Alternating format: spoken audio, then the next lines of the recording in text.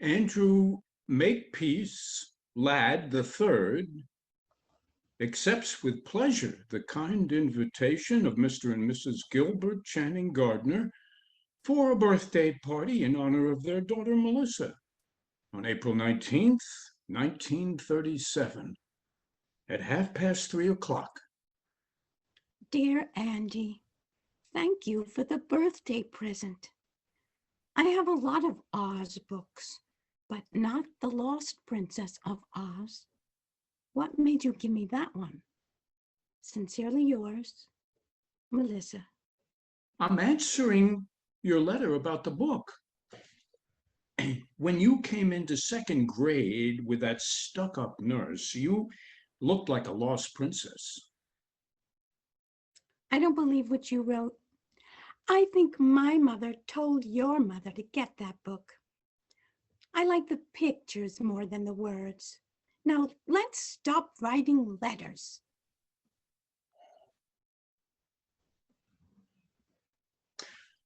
I will make my L's taller than my D's. I will close up my A's and O's. I will try to make longer P's. Pass it on. You're funny.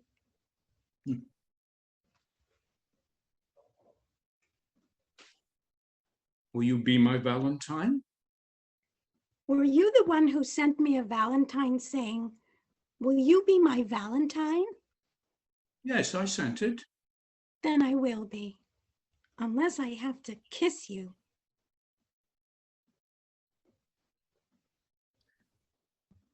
When it's warmer out, can I come over and swim in your pool? No, you can't. I have a new nurse named Miss Hawthorne who thinks you'll give me infantile paralysis. Well, will you help me go down and get the milk and cookies during recess? I will if you don't ask me to marry you again. I will not write personal notes in class. I will not write personal notes in class. I will not.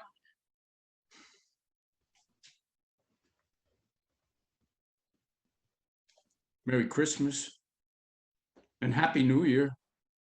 Love, Andy Ladd. I made this card myself.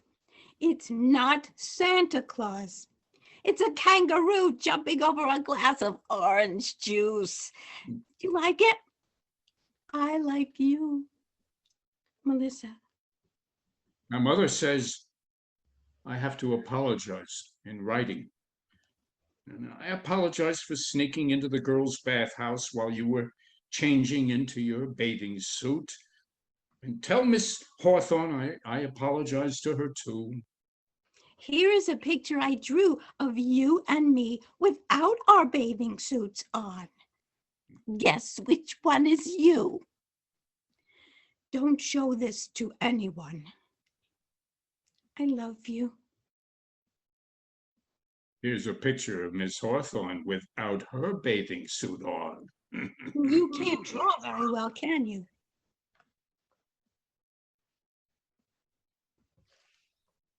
Thank you for sending me the cactus plant stuck in the little donkey. I've gotten lots of presents here in the hospital, and I have to write thank you notes for every one. I hate it here. My throat is sore all the time from where they cut out my tonsils. They give me lots of ice cream, but they also take my temperature the wrong way. Merry Christmas and Happy New Year. Why did they send you to another school this year? Merry Christmas. They think I should be with all boys.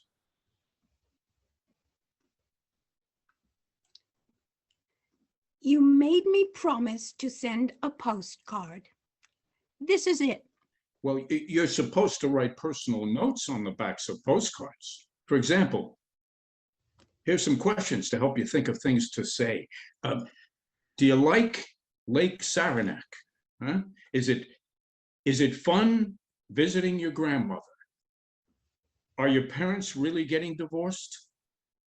Can you swim out into the deep part of the lake, or Or does Miss Hawthorne make you stay in the shallow part where it's all roped off? Is there anybody my age? I mean, boys. Please write answers to all these questions.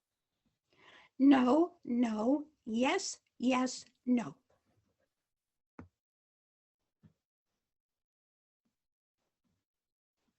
Dear Melissa, remember me? Andy lad?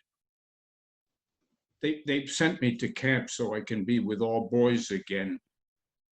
This is quiet hours, so we have to write home, but I've already done that, so I'm writing you. There's a real Indian here named Iron Crow who takes us on nature walks and teaches us 6 new plants a day. This is okay, except he forgot about poison ivy. Oh, I won the backstroke, which gives me 2.5 gold stars. And if I get over 50 gold stars by Parents' Day, then I win a leadership prize, which is what my father expects of me.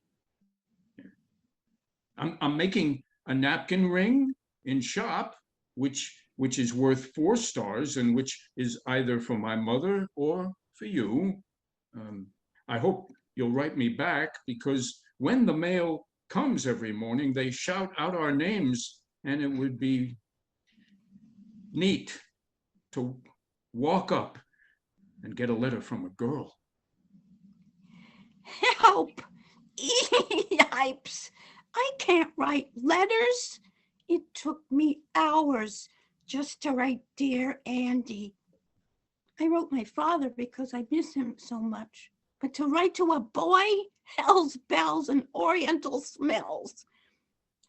I'm sending you this picture I drew of our cat instead. Don't you love his expression? It's not quite right, but I tried 3 times. I drew those jiggly lines around his tail because sometimes the tail behaves like a completely separate person. I love that tail. There's a part of me that feels like that tail. Oh, and here's some bad news. My mother's gotten married again to a man named Hooper McPhail. Help! Let me out of here. Oh, I like the cat.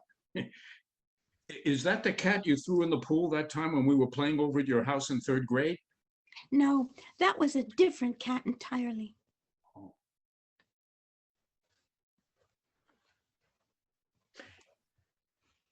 This is a dumb Halloween card and wouldn't scare anyone. But I'm really writing about dancing school. My parents say I have to go this year, but I don't see why I have to. I can't figure out why they keep sending us away from girls and then telling us we have to be with them. Are you going to dancing school also? Huh? Just write. Yes or no, since you hate writing. Yes.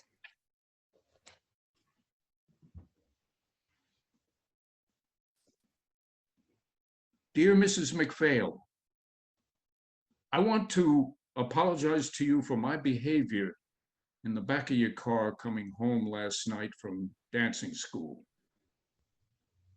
Yeah, Charlie and I were just goofing around, and yeah, I guess it just got out of hand. I'm sorry you had to pull over to the curb, and I'm sorry we tore Melissa's dress. My father says you should send me the bill, and I'll pay for it out of my allowance. Dear Andy, Mommy brought your letter up here to Lake Placid. She thought it was cute. I thought it was dumb. I could tell your father made you write it. You and I both know that the fight in the car was really Charlie's fault. And Charlie never apologized, thank God. That's why I like him, actually. As for you, you shouldn't always do what your parents want, Andy. Even at dancing school, you're always doing just the right thing all the time. You're a victim of your parents sometimes. That was why I picked Charlie to do the rumba with me that time. He at least hacks around occasionally. I'm enclosing a picture I drew of a dancing bear on a chain. That's you, Andy. Sometimes I swear. No, I know it seems jerky, but I like writing, actually. I like writing compositions in English. I like writing letters. I like writing you. I wanted to write that letter to your mother because I knew you'd see it. So it was like talking to you when you weren't here and when you couldn't interrupt. Hint, hint. My father says everyone should write letters as much as they can. It's a dying art.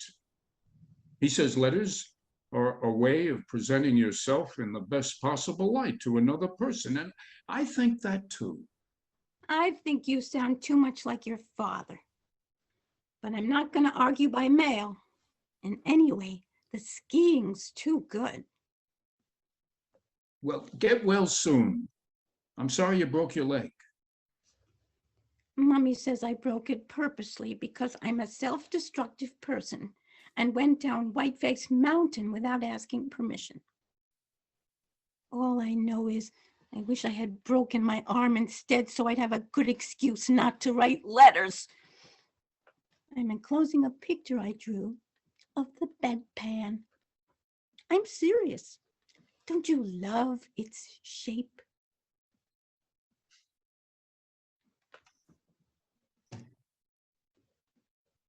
Andrew M. Ladd III accepts with pleasure the kind invitation of Mrs. R. Ferguson Brown for a dinner in honor of her granddaughter, Melissa Gardner, before the Children's Charity Ball. I'm writing this letter because I'm scared if I called you, I'd start crying right on the telephone. I'm really mad at you, Andy.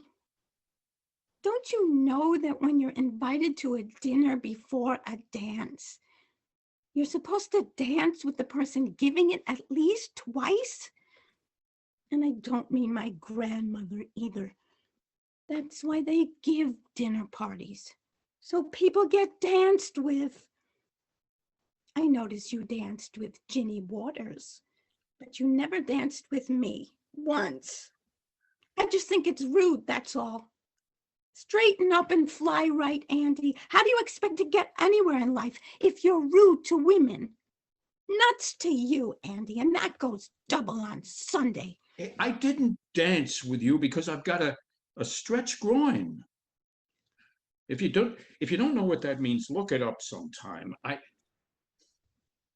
I was going to tell you in person, but I got embarrassed. And I stretched it playing hockey last week. Yeah. The only reason I dance with Ginny Waters is she takes tiny steps, but you always make me do these big spins, and we could have gotten into serious trouble. I tried it out at home with my mother first, and it hurt like hell. That's why I didn't dance with you. I'm using a heating pad now, and maybe we can dance next week at the junior assemblies. I don't believe that hockey stuff. I think Ginny Waters stretched your groin, and next time you cut in, I'm going to stretch the other one. Huh? You obviously don't know what a groin is. You obviously don't know what a joke is.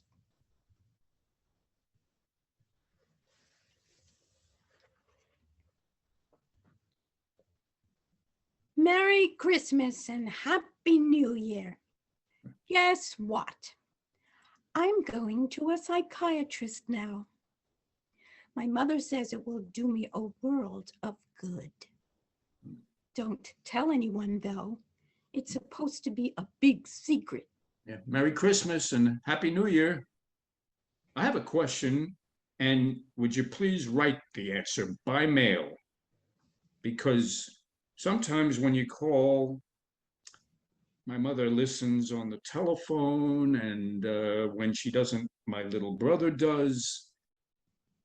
Here's the question, do you talk about sex with the psychiatrist? I talk about sex all the time. It's terribly expensive, but I think it's worth it. Well, if I went to a psychiatrist, I'd talk about you. No, seriously, I would. I think about you quite often. Sometimes I think you just like me because I'm richer than you are. Sometimes I really have that feeling. I think you like the pool and the elevator in my grandmother's house, and Simpson in his butler's coat coming in with ginger ale and cookies on a silver tray. I think you like all that stuff as much as you like me. All I know is my mother keeps saying you'd make a good match. She says if I ever married you, I'd be set up for life. But I think it's really just physical attraction. That's why I like going into the elevator with you at your grandmother's that time. You want to try it again?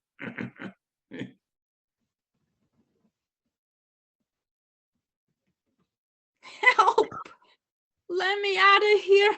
They shipped me off to this nunnery. It's the end of the absolute world. We have to wear these sappy midi blouses and learn posture in gym and speak French out loud in class. Aidez-moi, mon chevalier. Oh God, it's crappy here. All the girls squeal and shriek, and you can hear them barfing in the bathroom after the evening meal. We can only go to Hartford one day a week if we find a chaperone. And there are only 2 dances with boys a year. And if we're caught drinking, even beer, it's wham bam on the next train home, which is worse. Can you come visit me some Sunday afternoon? We can invite boys to tea from 4 to 6. There are all these biddies sitting around keeping watch, but if the weather's good, we could walk up and down the driveway before we have to sign in for evening prayers. They've made me room with this fat, spoiled Cuban bitch who has 9 pairs of shoes. And all she does is lie on her bed and listen to Finian's Rainbow. How are things in Glockamora? Who cares how things are in Glockamora? It's here where they're miserable. The walls of this cell are puke green. And you can't pin anything up except school banners and pictures of your stupid family. What family? Am I supposed to sit and look at a picture of Hooper McPhail? Come save me, Auntie. Or at least write. Just so I hear a boy's voice, even on paper. I just got your letter. They shipped me off too. Yeah, last minute decision. Your mother told my mother it would do me good. She said I was a diamond in the rough. Well, I'll write as soon as I'm smoother. Dear Diamond, you too? I give up. Why do they keep pushing us together and then pulling us apart? I think we're all being brought up by a bunch of foolish farts. Now we'll have to write letters, which I hate. But don't let them smooth you out. I like the rough parts. In fact, sometimes I think you ought to be a little rougher. Love me. I'm very sorry to be so late in replying, but I haven't had much time. I also have a lot of obligations.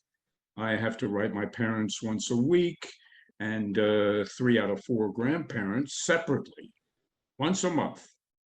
And Minnie, our cook, who sent me a box of fudge. Plus, I have all my schoolwork to do, including a composition once a week for English and another for history. My grandmother gave me a new Parker 51 and some writing paper with my name on it as a going away present, but still, that's a lot of writing I have to do. Last week I was so tied up, I skipped my weekly letter to my parents, and my father called the school long distance about it. I had to go up on the carpet in front of the rector and say I wasn't sick or anything. I was just working. And so I had to write my parents 3 pages to make up for the week I missed. So that's why I haven't written till now. Yeah. Oh, school's going well, I guess. In English, we're now finishing up Milton's Paradise Lost. In history, we're studying the causes and results of the 30 Years' War. I think the Catholics caused it. In Latin, we're translating Cicero's orations against Catiline. How long, O Catiline, will you abuse our patience? Oh, when I get home, I'm going to try that on my little brother. In French, we have to sit and listen to Mr. Thatcher read out loud all the parts in Andromaque by Jean Racine. It's supposed to be a great masterpiece, but well, the class comes right after football practice, so it's a little hard to stay awake. In sacred studies, we have to compare and contrast all 4 Gospels. It's hard to believe they're all talking about the same guy. In math, we're trying to factor with 2 unknowns. Sometimes I let X be me and Y be you. And you'd be amazed how it comes out. Yeah, my grades are pretty good. They post your weekly average outside study hall, and last week I got 91.7 overall average. Not bad, huh? I got a letter from my grandfather telling me not to be the first in my class because only the Jews are first. I wrote him and I told him I wasn't first, but even if I was, there are no Jews here. We have a few Catholics, but they're not too smart, actually. I don't think you can be smart and Catholic at the same time. Oh, I was elected to the student council, and I'm arguing for 3 things. 1, I think we should have outside sports rather than keeping them all intramural. I think it would be better to play with Exeter than just play with ourselves. 2, I think we should have more than 1 dance a year. I think female companionship can be healthy occasionally, even for younger boys. And 3, I think we should only have to go to chapel once on Sunday. I think it's important to pray, to be a better guy, and all that, but if you have to do it all day long, you can get quite boring. And if you get boring to yourself, think how boring you must be to God. I'm playing left tackle on the 3rd team. And I'll be playing hockey, of course, this winter, and I think I'll try rowing this spring since I always stank at baseball. Look, now I have to memorize the last 5 lines of Paradise Lost. Hold it.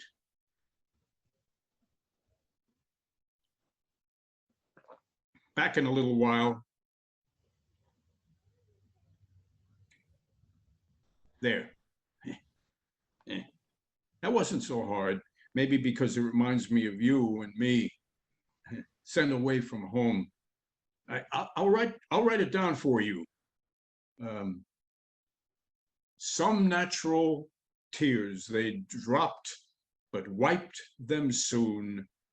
The world was all before them, where to choose their place of rest, and Providence their guide. They hand in hand with wandering steps and slow through Eden took their solitary way.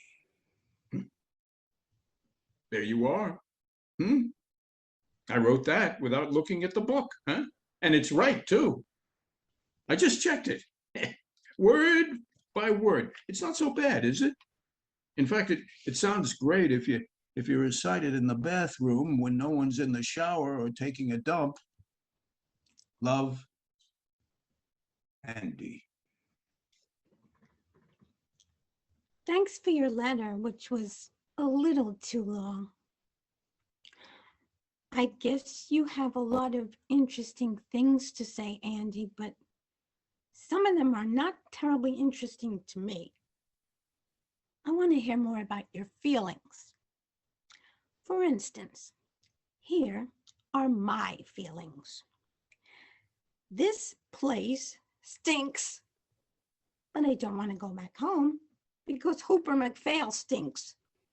And I haven't heard of another boarding school that doesn't stink, which means that life stinks in general.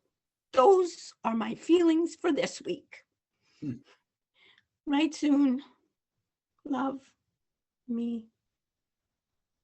One feeling I have almost all the time is that I miss my dog, Porgy. Remember him?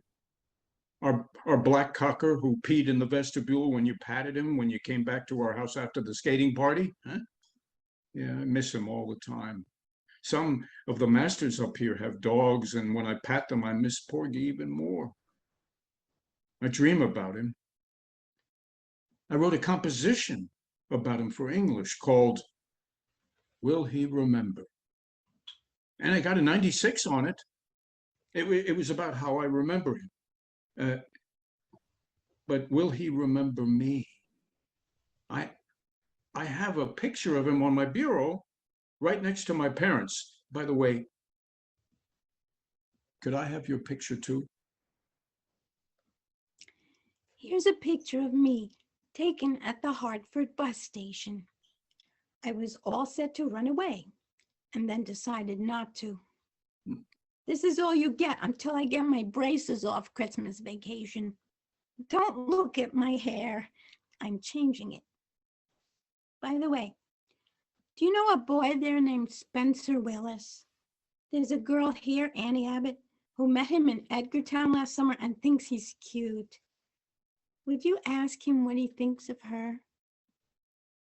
Spencer Willis says Annie Abbott is a potential nympho. I'm sorry to tell you this, but it's true. Annie says to tell Spencer he's a total turkey. Tell him she'd write and tell him herself, but she's scared of barfing all over the page. Do you get out for Thanksgiving? We don't because of the war.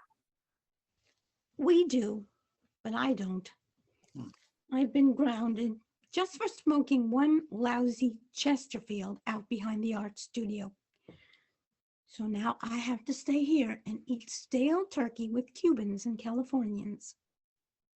That's all right. I was supposed to meet Mummy in New York, but it looks like she can't be there anyway because she's going to Reno to divorce Hooper McPhail. Yippee yay. He was a jerk and a pill. And he used to bother me in bed, if you must know.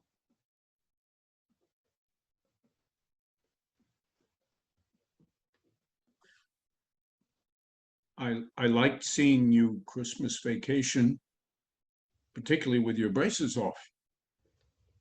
I really liked necking with you in the Watson's rumpus room. Will you go steady with me? I don't believe in going steady. It's against my religion. I hated that stuff with all those pairs of pimply people in the Watson's basement, leaning on each other, swaying to that dumb music with all the lights off. If that's going steady, I say screw it. My mother says you should meet as many boys as you can before you have to settle down and marry one of them. That way you'll make less of a mistake. Yeah. Well, can we at least Can but we at least go to the movies together during spring vacation? I don't know, Andy. I like seeing you, but I don't want to go home much anymore. My mother gets drunk all the time, if you must know, and comes into my room a lot and talks endlessly about I don't know what because she slurs her words. The only really good time I had was when I came over to your house Christmas Eve. That was fun. Singing around the piano, hanging up the stockings, playing Chinese checkers with your brother, helping your mother with the gravy. I liked all that. You may not have as much money as we have, but you've got a better family. So, spring vacation, I'm going to visit my grandmother in Palm Beach. Oh, at least I'll get a tan. P.S. Enclosed is a picture I drew of your dog, Porgy. Oh, I remember from Christmas Eve. The nose is wrong, but don't you think the eyes are good? What? Oh, I'm stroking the fourth crew now. Yesterday I rode number 2 on the third. Tomorrow I may row number 6 on the second or number 4 on the fifth. Who knows? You get out there, you work your butt off, and the launch comes alongside, and looks you over, and the next day they post a list on the bulletin board saying who will row what.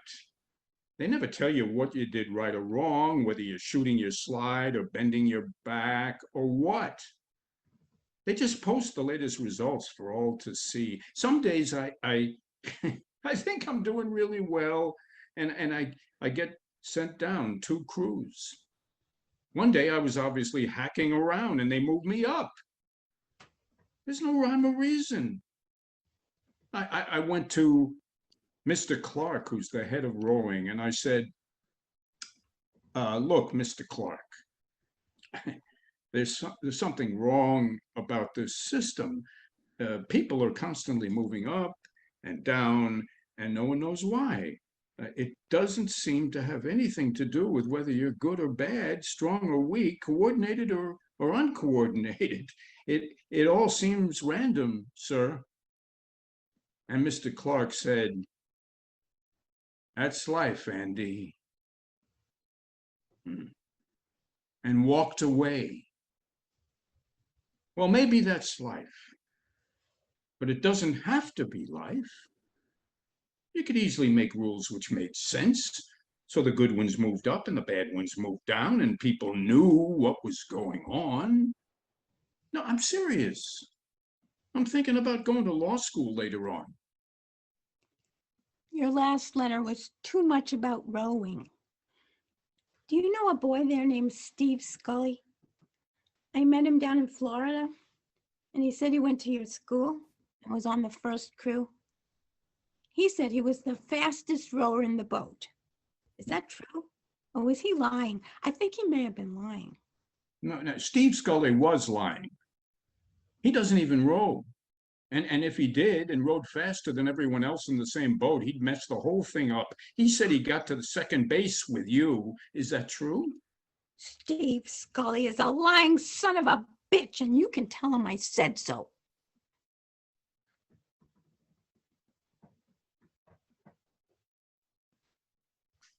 Will you be around this summer? I think I've got a summer job caddying. So no more camp, thank God. I'll be visiting my father in California. I haven't seen him in 4 years. He has a new wife, and I have 2 half-sisters now. It's like going to find a whole new family. I hope. You like California?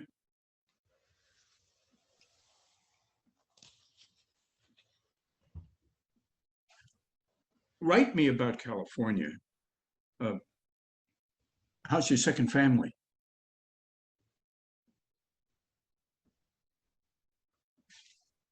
Did you get my letters? I checked with your mother and I had the correct address. How come you haven't answered me all summer?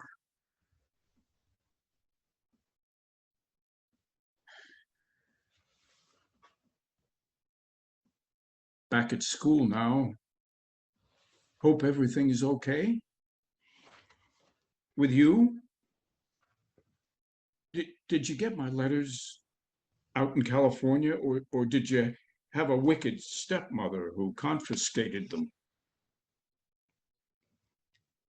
I don't want to talk about California. Ever. For a while, I thought I had two families, but now I know I really don't have any. You're very lucky, Andy. You don't know it, but you are. But maybe I'm lucky too, in another way. I was talking to Mrs. Wadsworth, who comes in from Hartford to teach us art. She says I have a real talent, both in drawing and painting. And she's going to try me out in pottery as well. She says some afternoon she's going to take me just by myself to her studio in Hartford, and we'll do life drawings of her lover in just a jockstrap. Don't laugh. She says art and sex are sort of the same thing.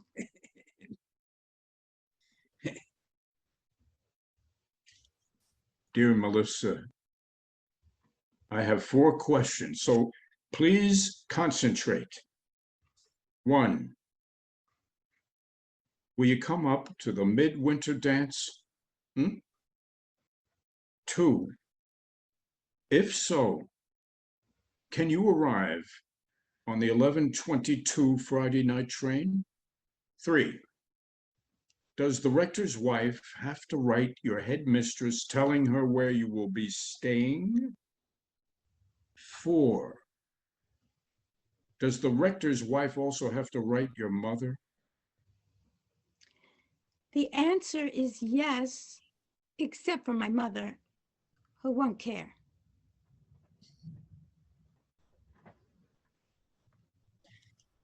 I have to tell you this right off the bat.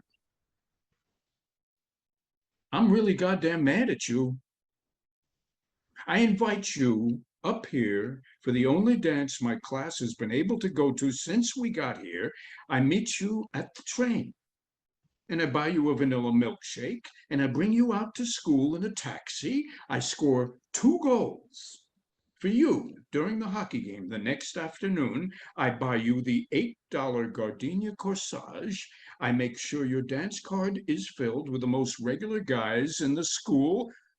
And then what happens? I now hear that you sneaked off with Bob Bartram during the Vienna Waltz and necked with him in the coat room. I heard that from 2 guys. And then Bob himself brought it up yesterday at breakfast. He says he French kissed you and touched both your breasts. I tried to punch him, but Mr. N-Body restrained me. I'm really sore, Melissa. I consider this a betrayal of everything I hold near and dear, particularly since you would hardly even let me kiss you goodnight after we had cocoa at the rector's. And you know what I'm talking about, too. So don't expect any more letters from me or any telephone calls either during spring vacation. Sincerely, yours. Sorry. I hate that Bob Bartram. I hated him even when I necked with him. I know you won't believe that, but it's true. You can be attracted to someone you hate. Well, maybe you can't, but I can. So, all right, I necked with him, but he never touched my chest. And if he says he did, he should be strung up by his testicles. You tell him that for me at breakfast. Anyway, I got carried away. Andy, And I'm a stupid bitch, and I'm sorry. I felt so guilty about it that I didn't want to kiss you after the cocoa. And besides, Andy, gulp. How do I say this? With you, it's different. You're like a friend to me. You're like a brother. I've never had a brother, and I don't have too many friends. So you're both, Andy. You're it. My mother says you must never say that to a man, but I'm saying it anyway, and it's true. Maybe if I didn't know you so well, maybe if I hadn't grown up with you, maybe if we hadn't written all those goddamn letters all the time, I could have kissed you the way I kissed Bob Bartram. Oh, but please let's see each other during spring vacation, please. I count on you, Andy. I need you. I think sometimes I'd go stark raving mad if I didn't have you to hold on to. I really think that sometimes. Love, Melissa.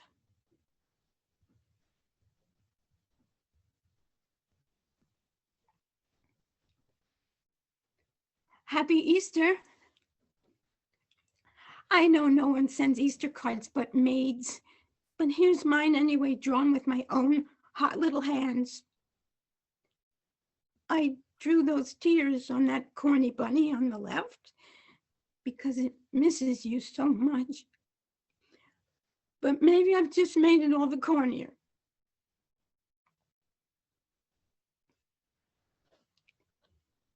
Greetings from Palm Beach. Decided to visit my grandmother, yawn, yawn. I'm a whiz at backgammon and gin rummy. Here you took Gretchen Lascelles to see Quo Vadis and sat in the loge and put your arm around her and smoked. Naughty, naughty.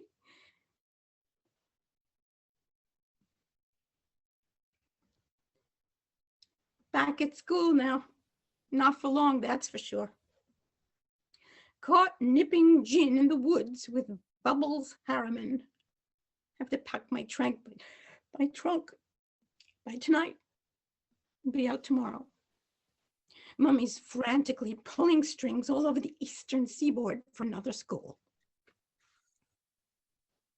Mrs. Wadsworth, my art teacher, thinks I should chuck it all and go to Italy and study art. What do you think? Please write, Andy. Please. I need your advice.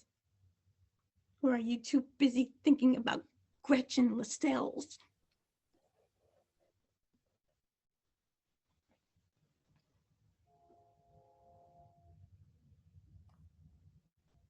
To answer your question about Italy, I think you're too young to go.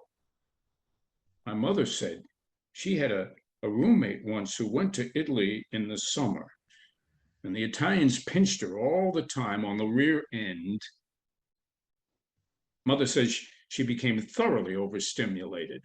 So I think you should go to another school, graduate, go to college, and maybe after that, when you're more mature, you could go to Italy. That's my advice for what it's worth, which is probably not much, the way things are going between you and me.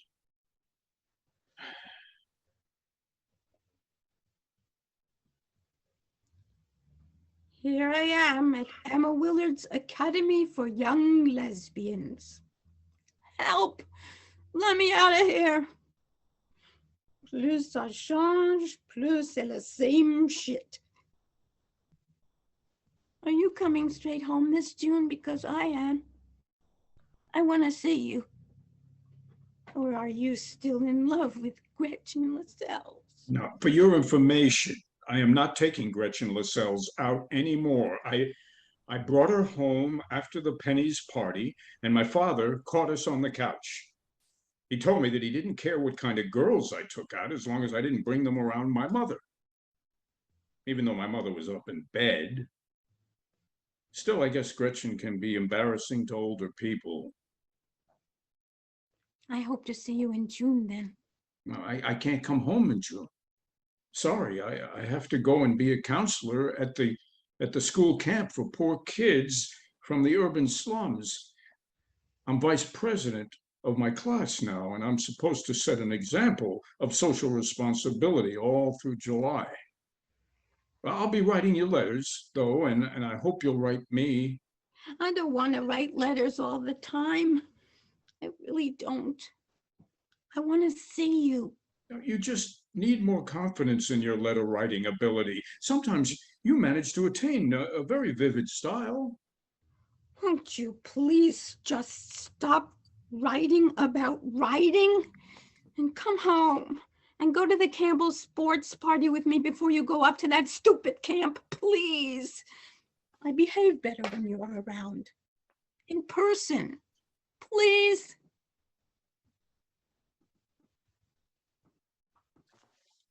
Greetings from New Hampshire. This card shows the town we're near, where we sneak in and buy beer.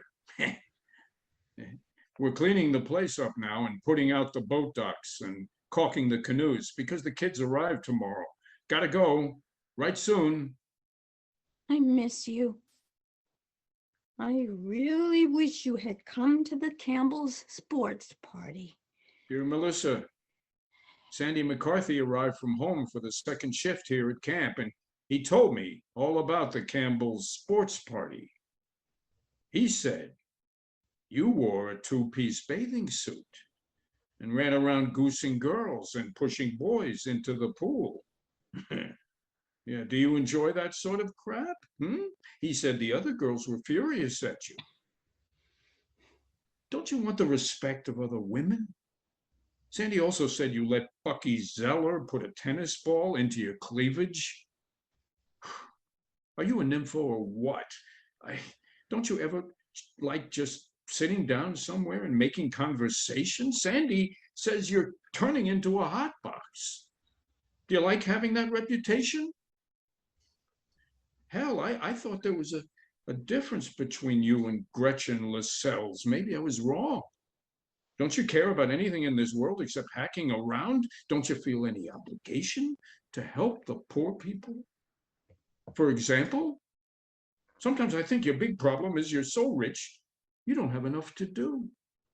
And so you start playing grab ass with people. Yeah, I'm sorry. I'm sorry to say these things, but what Sandy told me made me slightly disgusted, frankly.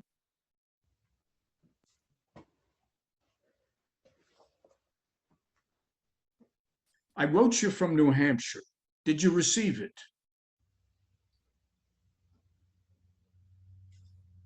Are you there? Or are you visiting your grandmother or what? Are you there? Are you sore at me? I'll bet you're sore at me.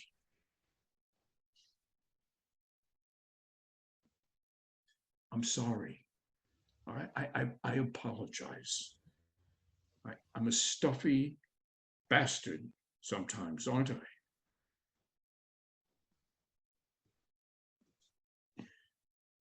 How the hell with you then? Ooh, big tough Andy using four-letter words like hell. Screw you! Don't you wish you could? Everyone else seems to be. Don't believe everything you read in the papers.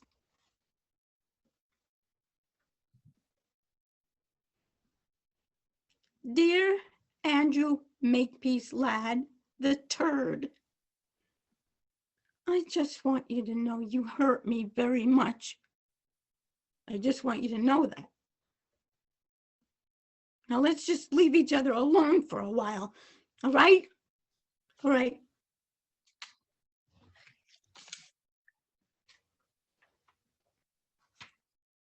Dear Melissa,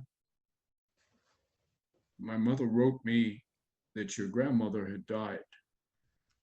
Please accept my deepest sympathies.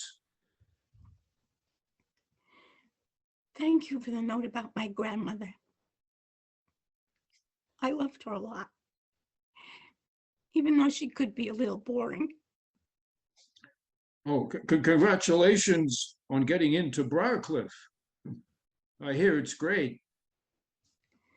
Thank you for your note about Briarcliff. It's not great, and you know it. In fact, it's a total pit. But it's close to New York. Yeah. I can take the train in and take drawing at the Institute 3 days a week. Mhm. And in 2 years, if I stick it out, Mummy's promised that I can go live in Florence. I hope you like Yale. Yeah, would you consider coming to the Yale-Dartmouth game Saturday, October 28th? I'll be there. Uh-oh, damn it. I'm sorry, Melissa. I have to cancel. My parents have decided to visit that weekend, and they'd come first, according to them. My mother says she'd love to have you with us, but my father thinks you can be somewhat distracting. You and your parents. Yeah. Let me know when you decide to grow up.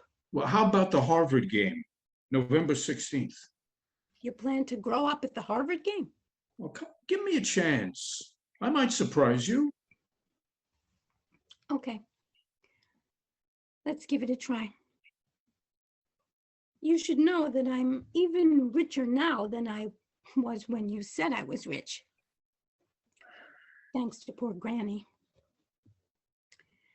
I plan to drive up to the front gate of Calhoun College in my new red Chrysler convertible and sit there stark naked, honking my horn, drinking champagne, and flashing all the freshmen. Here's the schedule. We'll have lunch at Calhoun around noon, then drive out to the game. Then there's a sea breeze party at the Fence Club afterwards, and an eggnog brunch at St. Anthony's the next day. Now, I'll reserve a room for you at the Taft or the Duncan. Probably the Taft, since the Duncan is a pretty seedy joint. Make it the Duncan. I heard the Taft is loaded with parents all milling around the lobby, keeping tabs on who goes up in the elevators. Can't wait till the 16th. The Duncan it is. Hubba hubba. Goodyear rubber.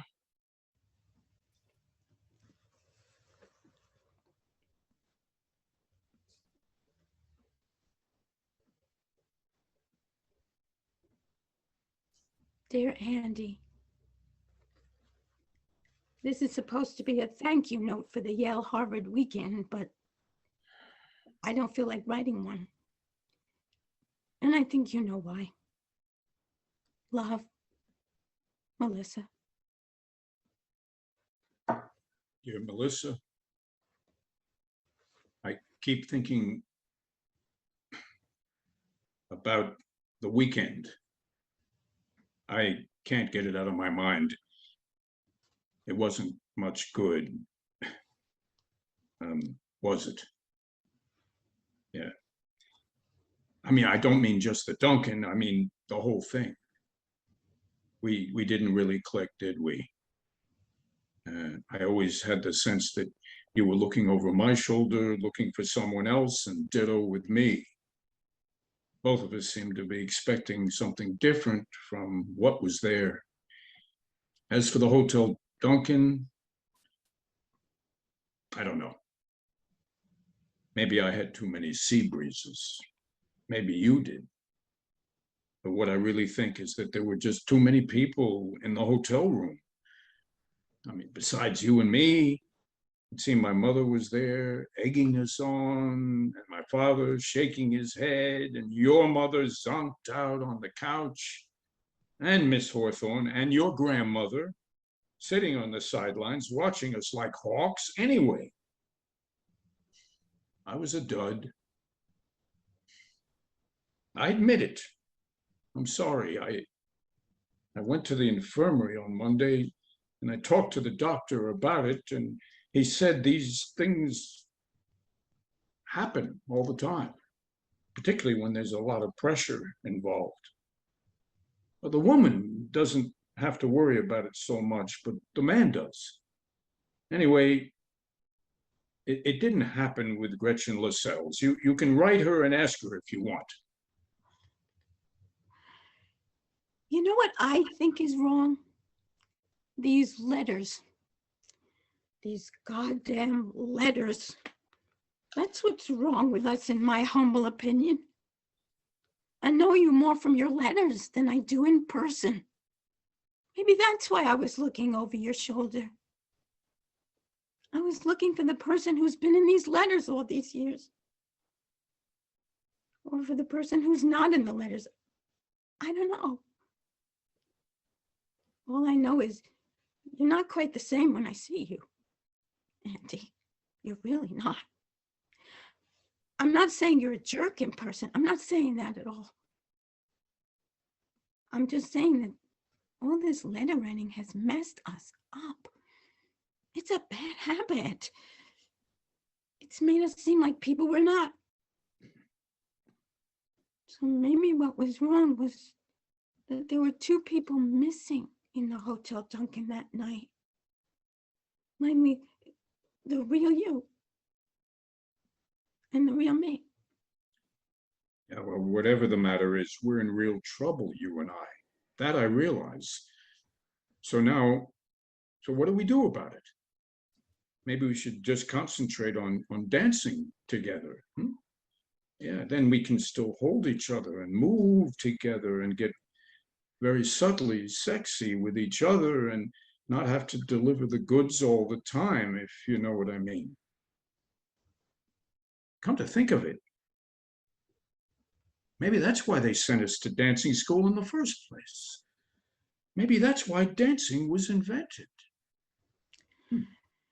At least we should stop writing letters for a while. You could start telephoning me, actually. Here's our dorm number, Wilson 1, 2486. And I hate talking to you on the telephone. Yours is in the hall and ours is right by the college dining room. People are always coming and going and making cracks. Telephoning is not letter writing at all. I called the telephone company and they put a private phone in my room. Rogers 2, 2403. It's sort of expensive, but at least we can talk.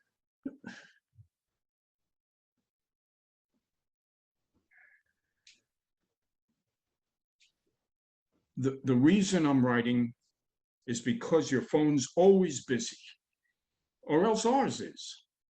And I can't afford a private one. Maybe we should just start writing letters again. No letters, please. Now order that telephone. I'll lend you the dough. Just think about it. You can talk back and forth and hear someone's real voice and get to know someone in life rather than on writing paper, for God's sake. Now get that phone, please.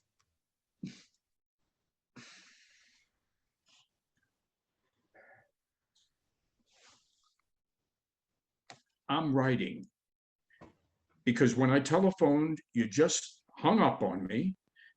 One thing about letters, you can't hang up on them. You can tear up letters, though. Enclosed are the pieces. Send them to Angela Atkinson at Sarah Lawrence. What the hell is the matter? I hear you're now writing long letters twice a week to Angela Atkinson. That's what's the matter. Okay, here goes. The reason I'm writing Angie Atkinson is because I just don't think I can stop writing letters, particularly to girls. As I told you before, in some ways, I feel most alive when I'm when I'm holed up in some corner writing things down. I pick up a pen, and almost immediately everything seems to take shape around me. I love to write. I love writing my parents because then I become the ideal son. I love writing essays for English because then I am for a short while a true scholar.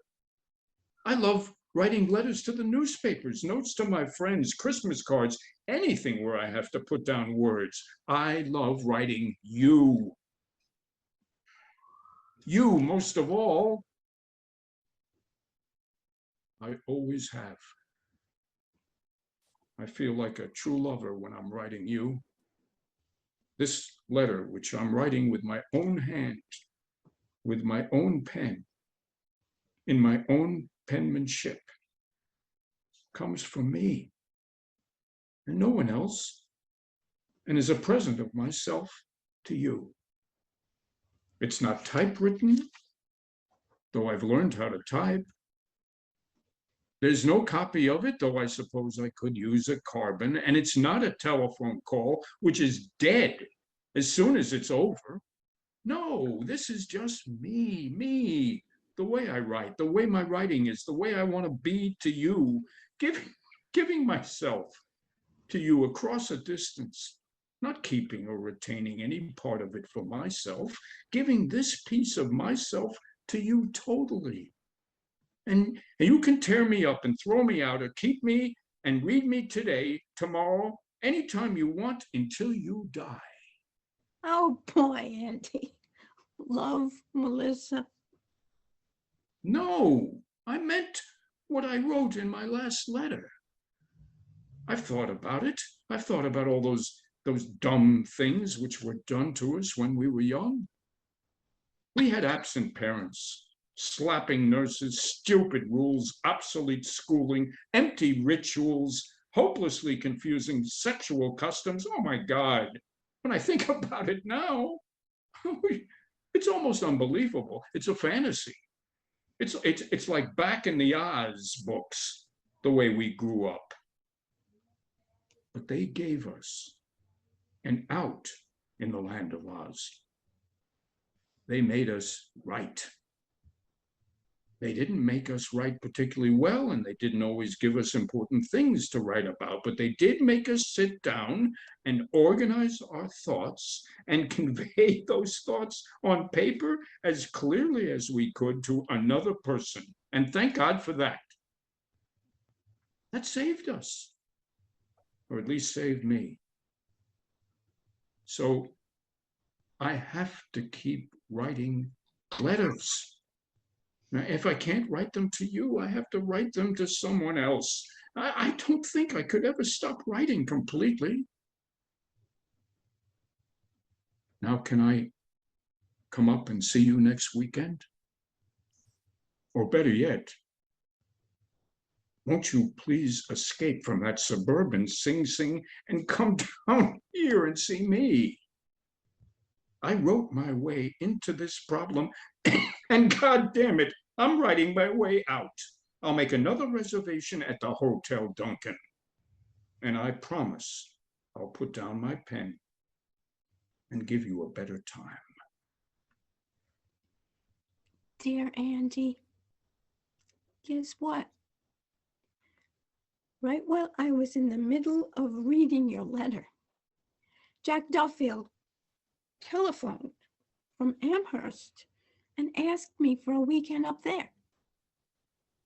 So I said yes before I got to where you asked me.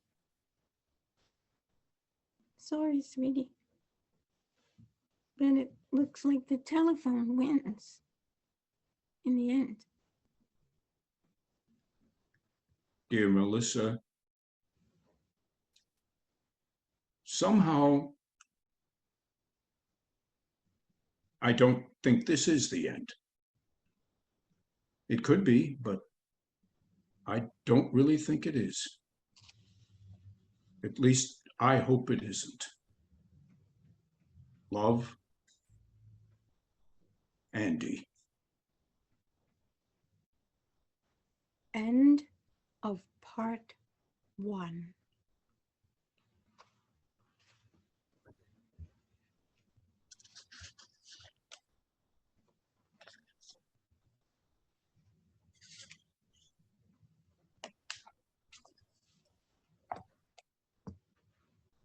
Love Letters by A.R. Gurney, Part 2.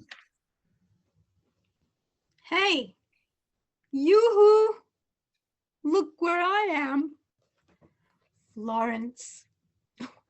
I mean, Firenze. I love it. What are you doing in Florence? What am I doing? Hmm. I'm painting, among other things. Well, good luck in the painting. Go slow on the other things.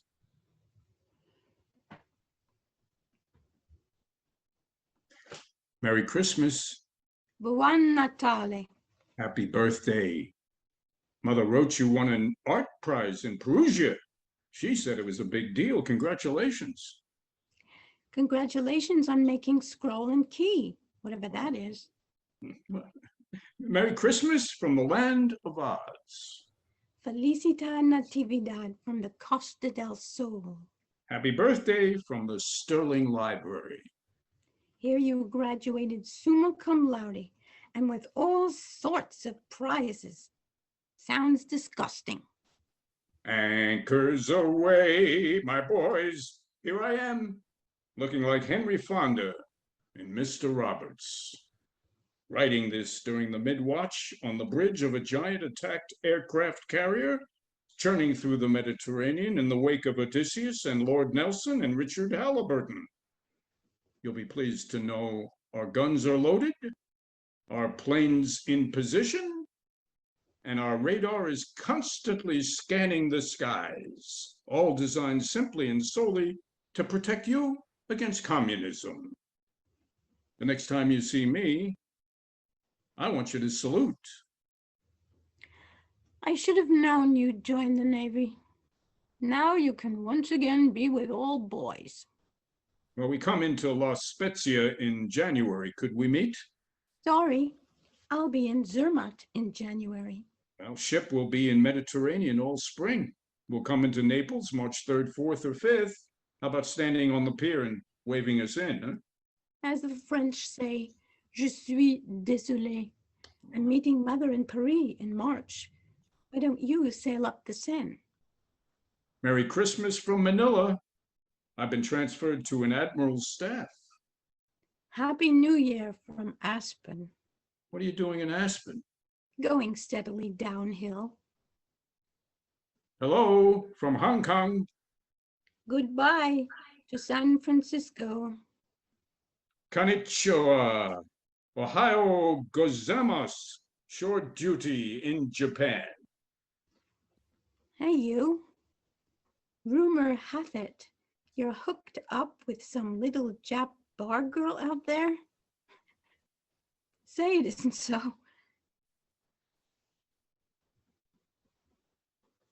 Mother wrote that you're living with some Japanese geisha girl and your family's all upset. Is that true? Did you get my letter? You're so far away. And your Navy address is so peculiar that I'm not sure I'm reaching you. I hear you're seriously involved with a lovely Japanese lady. Would you write to me about her? Merry Christmas and Happy New Year. I thought you might appreciate this card. It's a print by the 19th century artist Hiroshige. It's called Two Lovers Meeting on a Bridge in the Rain. Love, Andy.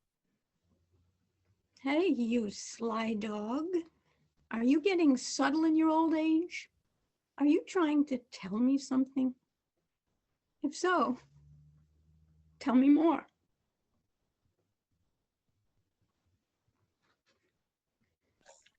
I told my psychiatrist about the great love affair you're having in Japan.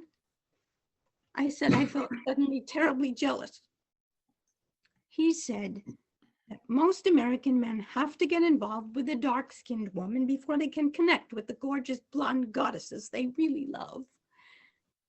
He brought up James Fenimore Cooper and Faulkner and John Ford movies and went on and on. Is that true? Write me what you think. I'm dying to hear from you.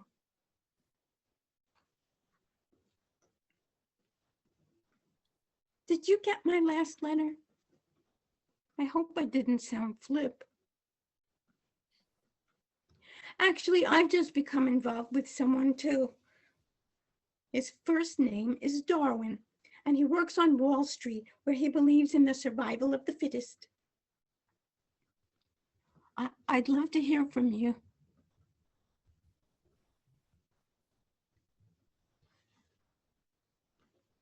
Your mother told my mother that you've decided to marry your Japanese friend and bring her home.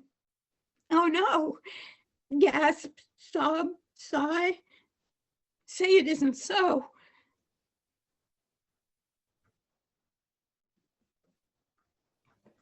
I've decided to marry Darwin. He doesn't know it yet, but he will. Won't you at least wish me luck?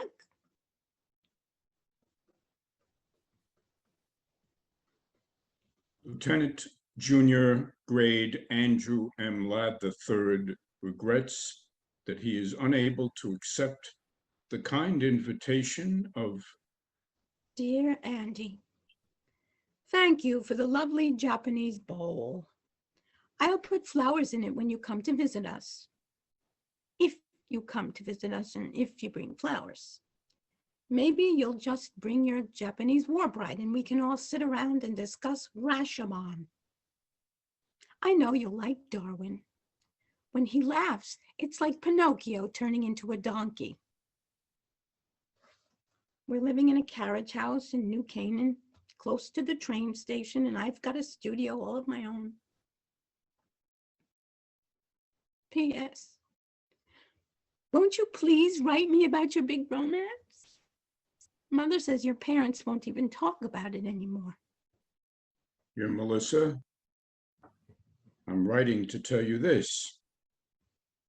Outside of you, and I mean outside of you, this was probably the most important thing that ever happened to me. And I mean was. Because it's over. It's gone. And I'm coming home. And that's all I ever want to say about it ever again.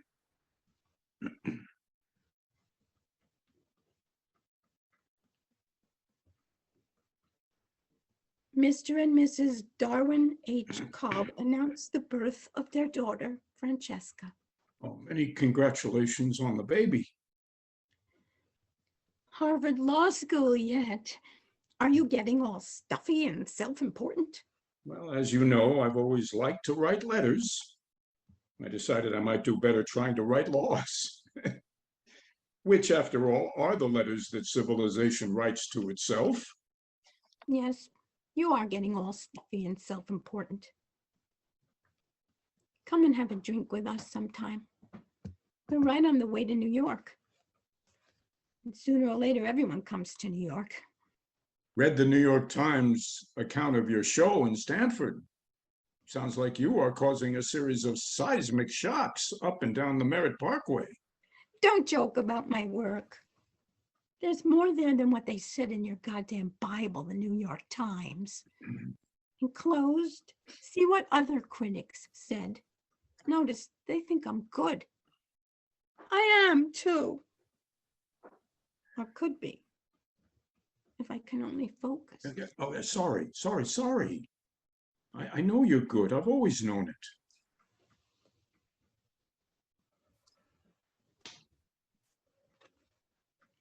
Here you made law review, whatever that means. I assume you review laws. I wish you'd review some of the marriage laws. Just a quick note. Are you in any trouble? I don't understand your last note. We're fine. All fine. Everyone's fine.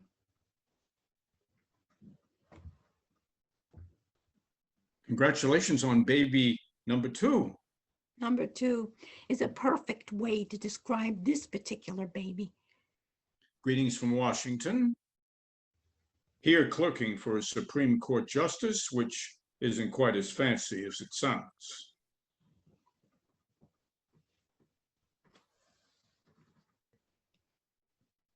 Dear Andy, I was very sorry to hear about the death of your father. I know he was a great influence on you, and I know you loved him very much.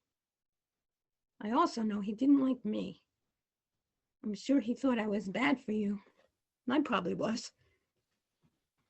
Still, he was a good, decent man, and I always knew where I stood with him when you'd bring me home to your family.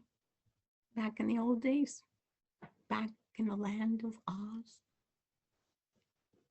I wish I had a father like that. Please accept my deepest sympathies. Love, Melissa. Dear Melissa, thank you for your note on my father. I did love him.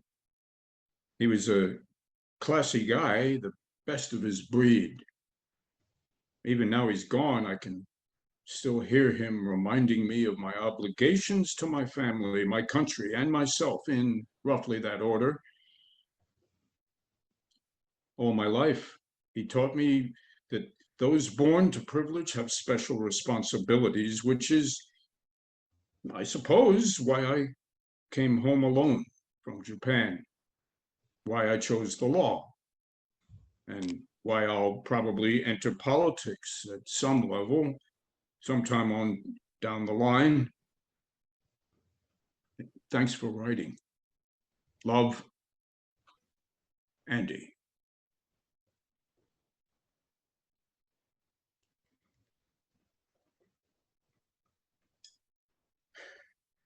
Merry Christmas. I'm enclosing a snapshot Mother took of me and the girls. Don't I look domestic? Stop looking at my hair. By the way, you'll notice you-know-who is not in the picture. Thanks for the Christmas card. Are you in trouble? Greetings from Reno. Can I stop by Washington on the way back east? Let me know when you're coming. You can meet Jane. Jane. I'm going out with a great girl named Jane.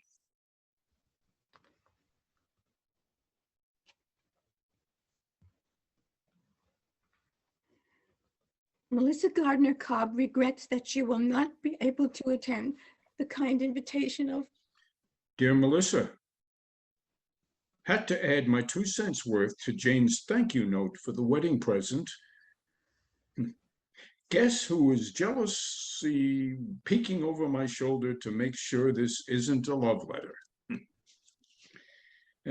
First of all, thanks for the present, whatever it was. Ah, yes, a tray. I'm now told it was a tray, a hand-painted tray. Oh, hand-painted by you. Oh, I'll bet. Anyway, thank you. I hope all goes well with you as it does with us. We'll be moving to New York in the fall. I've got a job with one of those high-powered law firms, and it'll probably be stuffy as hell for a while, but yeah, I'll learn the ropes. Besides, it's in my home state and might be a good jumping off place for something political a little way down the line. And we both want you to come to dinner once we're settled in. And don't say you never come to New York. Sooner or later, everyone comes to New York. Or as someone once wrote me long, long ago.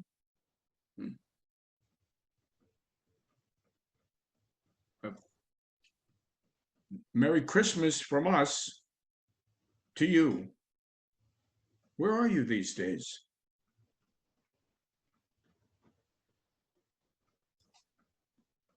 Happy birthday. See? Even a married man never forgets.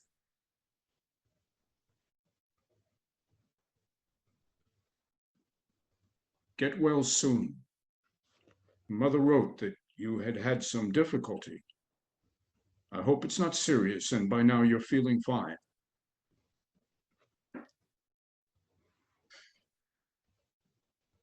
I can't remember exactly what 1 dozen red roses are supposed to say, but here they are. And I hope they say, cheer up.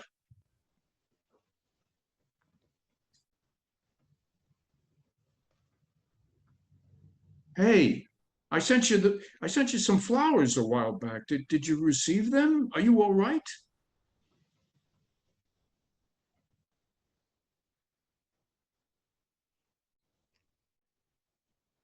Dear Andy, yes, I'm all right. Yes, I got your flowers. Yes, I'm fine. No, actually, I'm not fine. And they tell me I have to stop running around saying I am. I'm here at this posh joint outside Boston, drying out for $150 a day.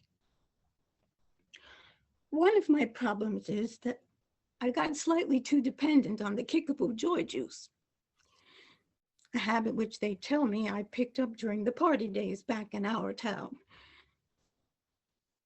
Another is that I slide into these terrible lows.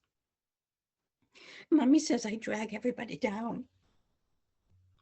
And I guess she's right. Anyway, the result is that my ex has taken over custody of the girls.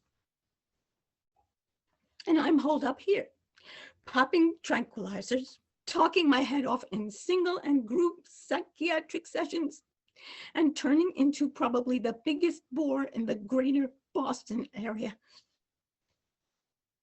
Have you thought about doing some painting again? That might help. Did did you get my note about taking up art? You were good, and you know it, and you should keep it up. I did get your note. I have taken it up, and it helps. Really. Thank you. I'm channeling my rage, enlarging my vision, all that.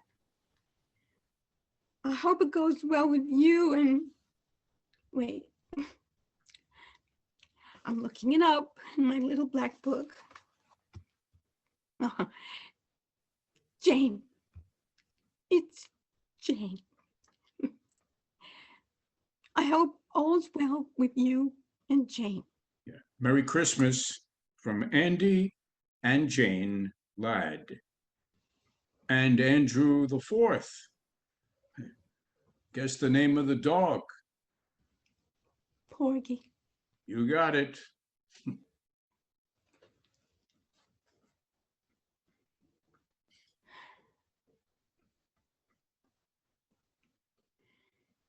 Merry Christmas from San Antonio. I'm trying the Southwest. I can see the most incredible shapes from my bedroom window. And there's also a pretty incredible shape now sleeping in my bed. Season's greetings from the Ladd family. Mother wrote you were planning to get married again. I was. I did. I'm not now. Donna Rhodes and McAllister announced the appointment to partnership of Mr. Andrew M. Ladd III. Dear Andy, now you're such a hotshot lawyer. Could you help me get my children back? Darwin hardly lets me near them. And when he does, they behave as if I had some contagious disease. I wasn't much of a mother. Maybe I could improve if I just had the legal responsibility. Better stay out of this one. Our past connections, conflict of interest, you know. Hello from Egypt. I'm trying to start again in the cradle of civilization. Greetings. Christmas greetings from the Ladds. Andy, Jane, Drew, Nicholas, and Ted. And of course, Porgy. I'm thinking of moving to Los Angeles. Do you know anyone in Los Angeles? Does anyone know anyone in Los Angeles?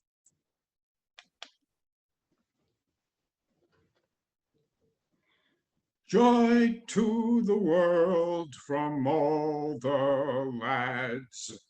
Note our new address. Merry Christmas. Hey, you. What's going on? Just when I decide to move to New York, I see you scampered off to the suburbs. I find the suburbs generally safer.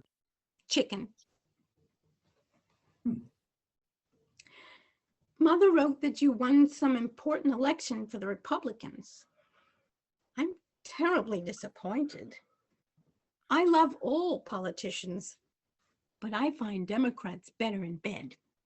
Well, I'm a liberal Republican with a strong commitment to women's rights. Doesn't that count? Depends on your position.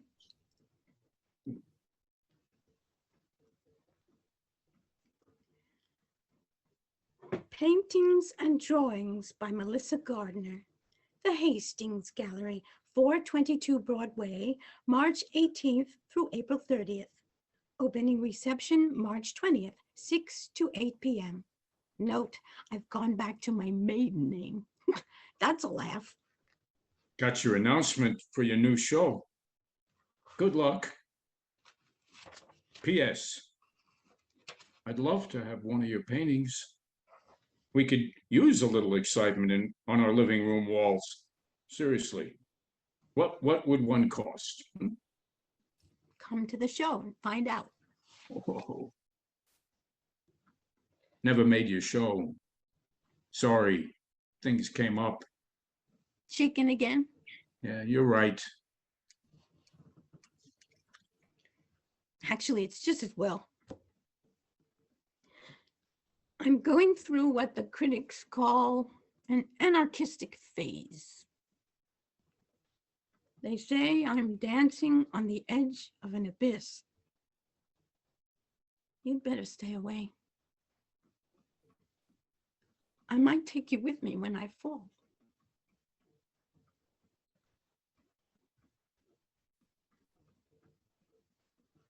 Dear friends, Jane tells me that it's about time I took a crack at the annual Christmas letter. So here goes. Let's start at the top, huh? With our quarterback, Jane herself, who never ceases to amaze us all. Not only has she continued to be a superb mother to our three sons, but she has also managed to commute into the city and hold down a part-time job in the gift shop at the Metropolitan Museum of Art.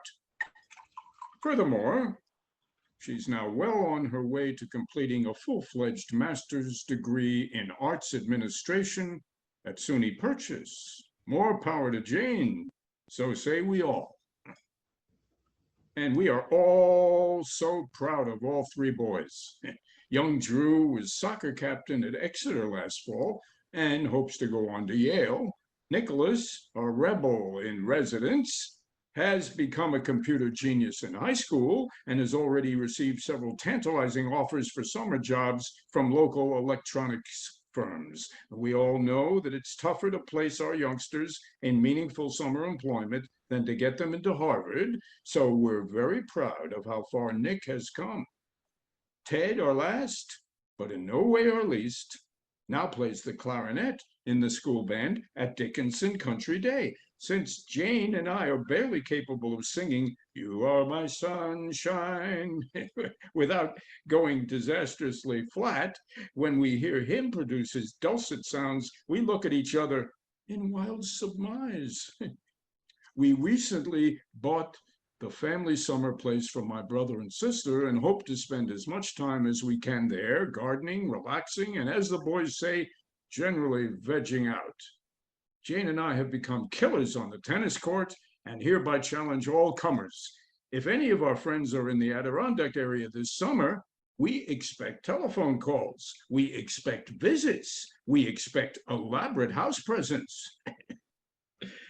Yeah, well, I've enjoyed very much serving on the state legislature. we've proposed and written a number of bills, and we've won some, lost some.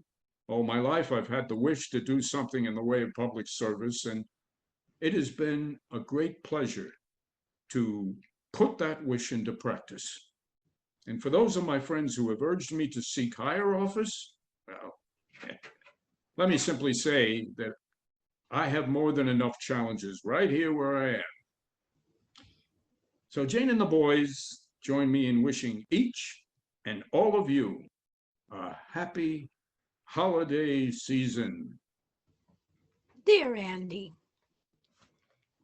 if I ever get another one of those drippy Xeroxed Christmas letters from you, I think I'll invite myself out to your ducky little house for dinner. And when you're all sitting there eating terribly healthy food and discussing terribly important things, and generally congratulating yourselves on all your accomplishments, I think I'll stand up on my chair and turn around and moon the whole fucking family. You're right. It was a smug, dumb letter, and I apologize for it. Jane normally writes it, and it sounds better when she does. I always felt better writing to just one person at a time, such as you. I guess what I was really saying is that as far as my family is concerned, we're all managing to hold our heads above water in this tricky world. Jane and I have had our problems, but we're comfortable with each other now. And the boys, for the moment, are out of trouble. Nikki seems to be off drugs now. And Ted is getting help on his stammer. Porgy Jr., my old cocker, died. And I miss him too much to get a replacement. I'm thinking of running for the Senate next fall, if O'Hara retires. What do you think? I'd really like your opinion.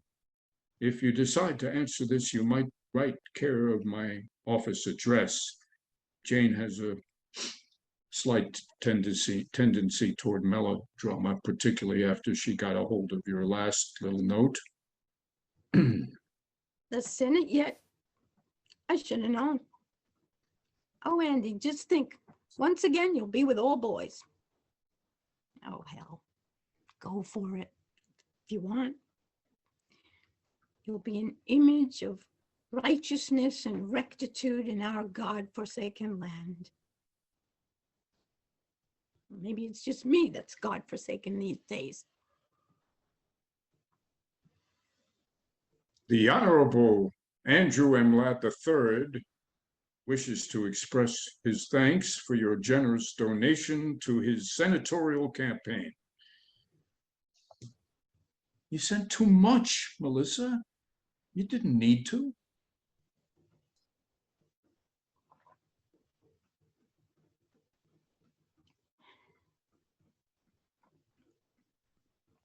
Greetings from Silver Hill.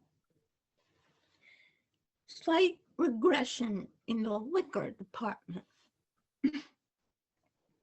They say it's in the genes. Lord knows my mother has the problem. My father too, in the end. Anyway, I'm working on it. Darwin is being a real shit about the girls.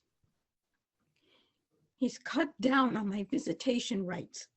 So when you get to Washington, I want you to write a special law about vindictive ex-husbands, banishing them to Lower Slobovia forever and ever.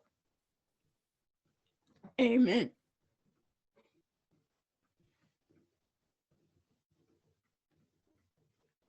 Seasoned greetings from Senator and Mrs. Andrew M. Ladd and family. Season's greetings indeed. Is that all you can say to me after 40 years? I'm warning you, Andy. Keep that shit up, and I swear I'll come down and moon the whole Senate. Sorry. My staff sent that out. Merry Christmas, old friend. How are you? Where are you these days? Living in New York, alone, for a change. But the big question is, who am I these days? That's the toughie. I keep thinking about that strange old world we grew up in. How did it manage to produce both you and me? A stalwart, upright servant of the people, and a boozed out, cynical, lascivious old broad. The best and the worst. That's us. Don't be so tough on yourself. Get back to your art. I'll try.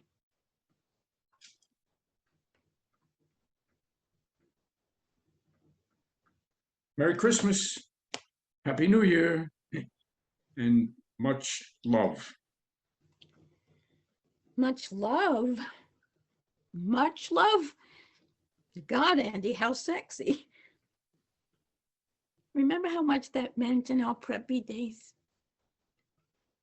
If it was just love, you were out in the cold.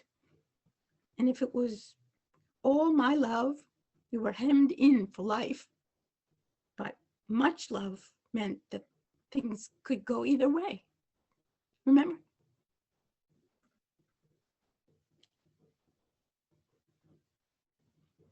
Merry Christmas and love from us all.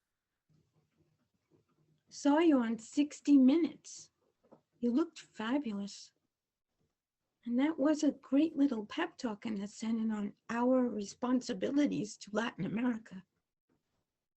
But don't forget to keep your eye on the ball. Yeah. Thanks for your card. What ball? The ball is that money doesn't solve everything. It helps, but not as much as people think. Take it from one who knows. That's the ball.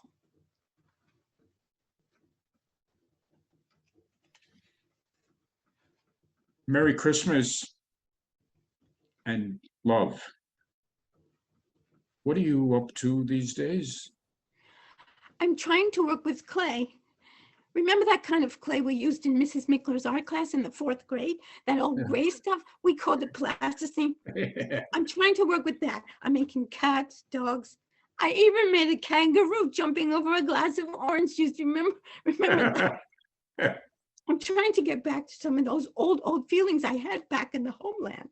I have to find feelings. Any feelings. Otherwise, I'm dead. Come down and help me search. I have a studio in Soho, and we could at least have dinner and talk about old times, couldn't we, Senator Ladd? P.S. Did you know that my mother got married again?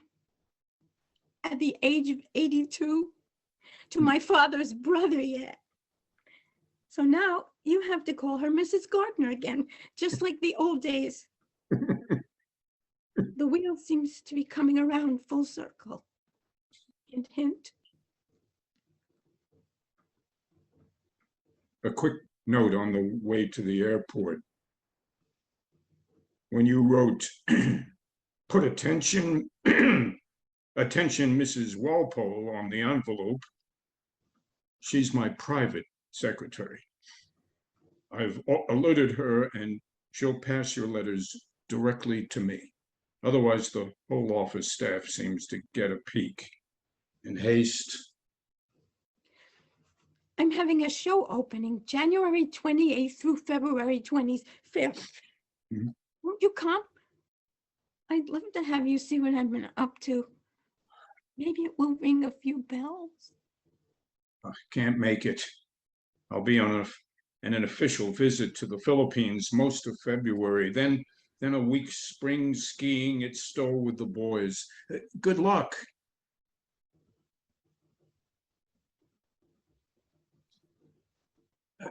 Haven't heard from you. Tell me about the show.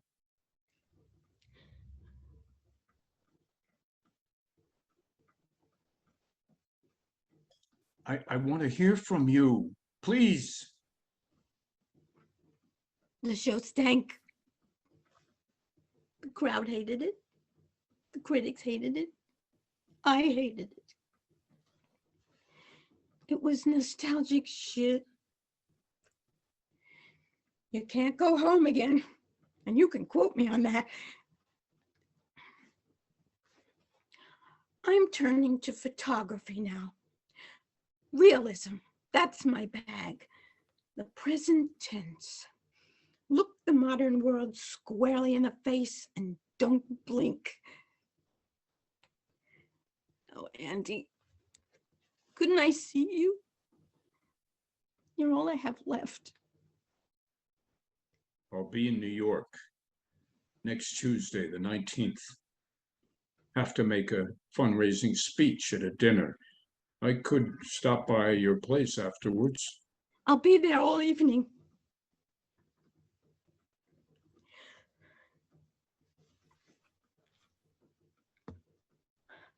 Red roses. This time I think I know what they mean. All I know is that after last night, I want to see you again. Any chance of any other fundraisers coming up in the near future?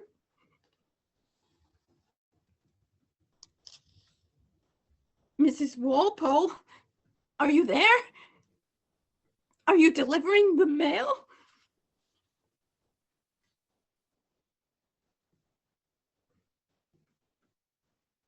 I'm sorry, I've taken so long to reply. I've been upstate mending a few fences and then to Zurich for a 3-day economic conference and then a weekend with Jane mending a few fences there. Darling, I'll have to ask you not to telephone the office. Every call has to be logged in and most of them get screened by these overeager college interns who like to rush back to Cambridge and New Haven and announce to their classmates in political science that Senator Ladd is shacking up on the side. The phones simply aren't secure. At long last, the letter beats out the telephone, my love. And guess what? I'm writing this with my old Parker 51 my grandmother gave me when I went away to school. I found it in the back of my bureau drawer with my scroll and key pin and my Lieutenant J.G. bars from the Navy and the Zippo lighter you gave me at some dance. The pen didn't even work at first. I had to clean it out and then traipse all over Washington looking for a store which still sells a bottle of ink. Anyway, it just feels good holding this thing again. It feels good writing to you again. Longhand. Forming my D's and T's the way Miss Emerson taught us so long ago. I know you've never liked writing letters, but now you have to. As for business, I plan to come through New York next Wednesday, and I'll call you from the airport if there's time to stop by. Sweetheart, I loved seeing you. Come again. We'll be stopping through a week from next. Did you ever dream we'd be so good at sex? Two uptight old wasps going at it like a sale at Brooks Brothers. I figure 50 years went into last night. Yeah, well, let's go for 100. Oh my God. Come again soon or I'm sooner.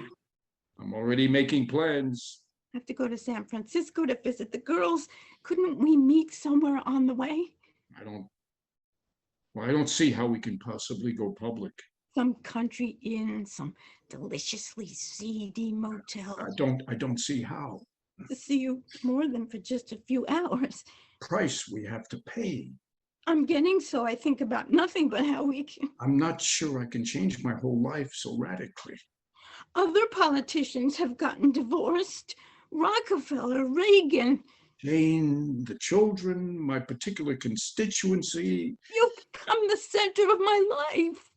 If you left, I don't think I could. Because of the coming election, I don't see how we can just... Dear Andy, a reporter called up from the Daily News. What do I do about it? Nothing. I suppose you know all this, but there's a crack about us in Newsweek. And Mother heard some radio talk show where they actually named names. What should I do? Go away? What? Nothing. They called Darwin, you know. They tracked him down. The son of a bitch told them this had been going on for years. Wish it had been. Now they're telephoning. What do I say? Say we're good old friends. Friends I like. Good I like. Old, I'm beginning to have problems with. Well, then don't say anything. Just hang up. This too shall pass. Will I be seeing you again? Better not for a while. I meant after the election. No, better lie low for a while. Terribly. Better lie low. Better. I need you, Andy. You're my anchor man these days. Without you, I don't think I can. Hold on now, please. Just hold on. Where were you?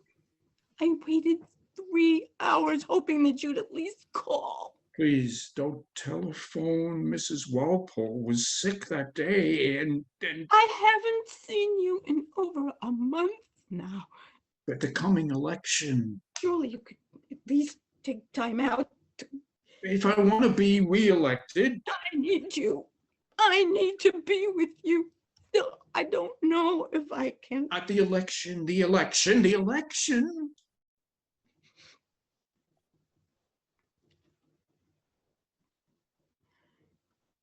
I haven't heard from you in 6 weeks, Auntie.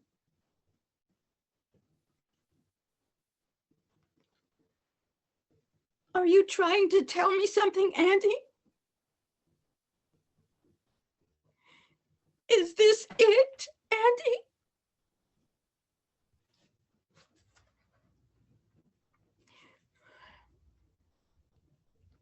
Congratulations on landslide victory. Love, Melissa. Could we meet at your place next Sunday night? Oh, thank God. I meant that we have to talk, Melissa. Oh, talk. I'm scared of talk, but I dread it.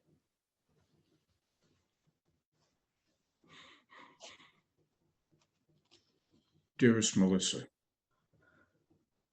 are you all right? That was a heavy scene last Sunday, but I know I'm right.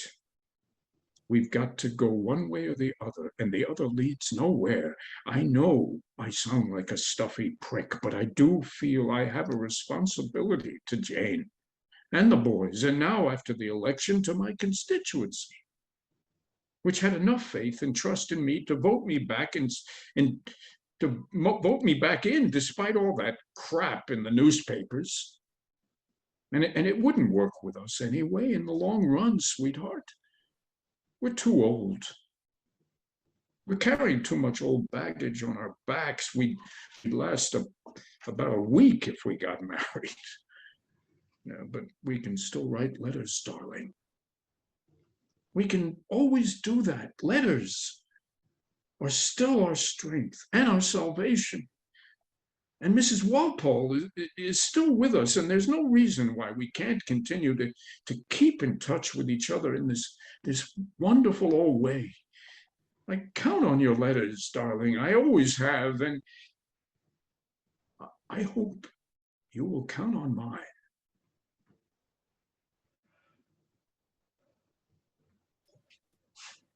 Are you there?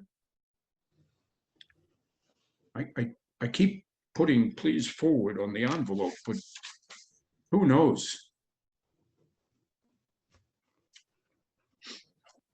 Now I've even resorted to the telephone, but all I get is your damn machine. Please, I need to hear from you.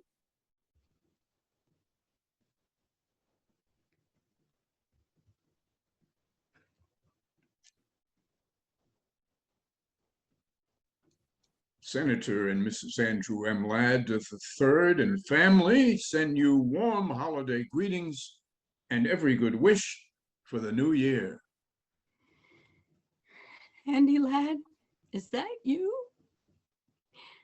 Blow dried and custom tailored and jogging trim at 55. Hiding behind that lovely wife with her heels together and her hands folded discreetly over her snatch. And is that your new dog, Andy? I see you've graduated to a golden retriever. And are those your sons and heirs? Help! Is that a grandchild nestled in someone's arms? God, Andy, you look like the Holy Family. Season's greetings and happy holidays and even Merry Christmas, Senator Ladd. We who are about to die salute you. Just read your last note. What's this we who are about to die stuff?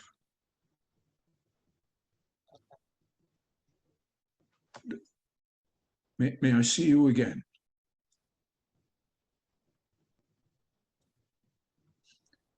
I want to see you again, if I may.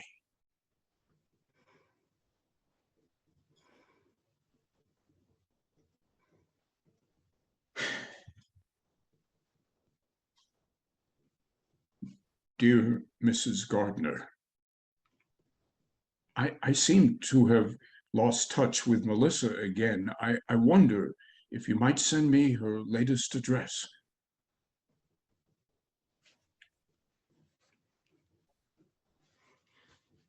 Dear Melissa, your mother wrote that you'd return to the land of Oz.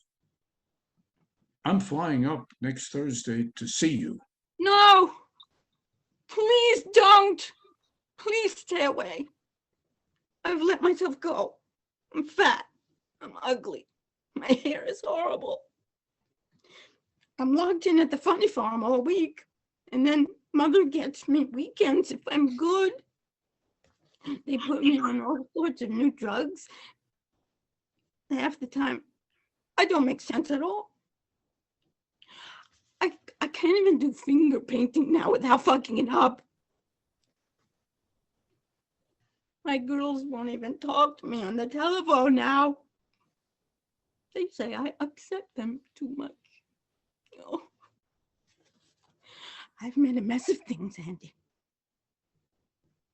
Total ghastly mess. I don't like life anymore. I hate it. Sometimes I think that if you and I had just, if we had just, oh, but just stay away, Andy, please. Arriving Saturday morning. We'll meet you at your mother's. Don't! I don't want to see you. I won't be there. I'll be gone, Auntie. I swear.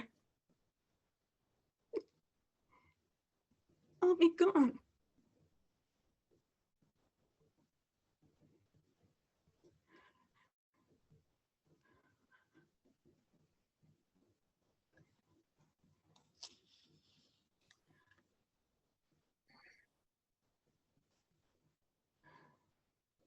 Dear Mrs. Gardner,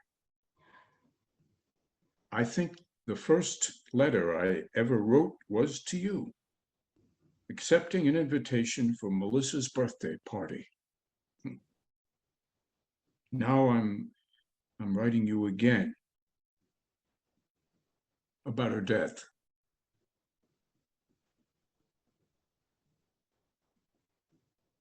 I want to say a few things on paper that I couldn't say at her funeral, both for when I spoke and when you and I talked afterwards.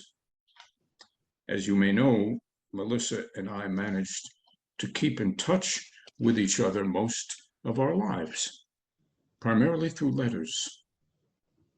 Even now, as I write this letter to you, I feel I'm writing it also to her. Ah, you're in your element now, Andy. We had a complicated relationship, she and I, all our lives. We went in very different directions, but somehow over those years, I think we managed to give something to each other. Melissa expressed all the dangerous and rebellious feelings I never dared admit to. Now he tells me. And I like to think I gave her some sense of balance. Balance? Oh, well, I give up. Have it your way, Andy. Balance. Most of the things I did in life, I did with her, partly in mind. And if I said or did an inauthentic thing, I could almost hear her groaning over my shoulder. But now she's gone. And I really don't know how I'll get along without her. You'll survive, Auntie.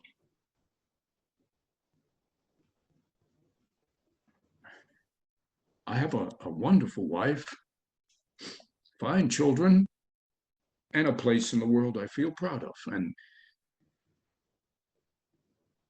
But the death of Melissa suddenly leaves a huge gap in my life.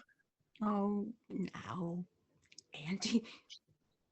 The thought of never again being able to write to her, to connect to her, to get some signal back from her, it fills me with an emptiness which is hard to describe.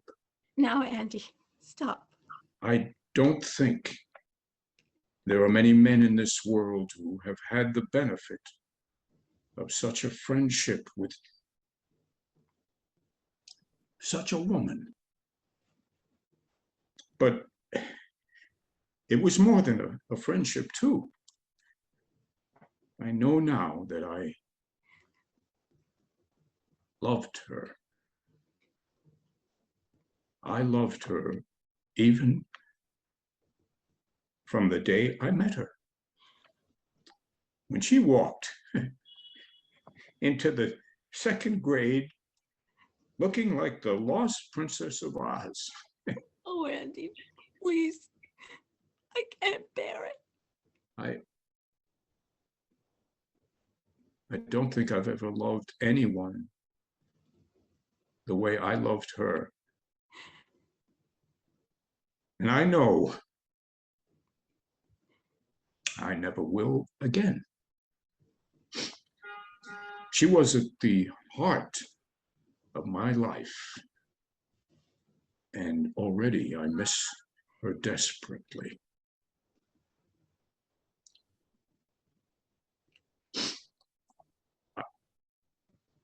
I just wanted to say this to you and to her. Sincerely, Andy Latt.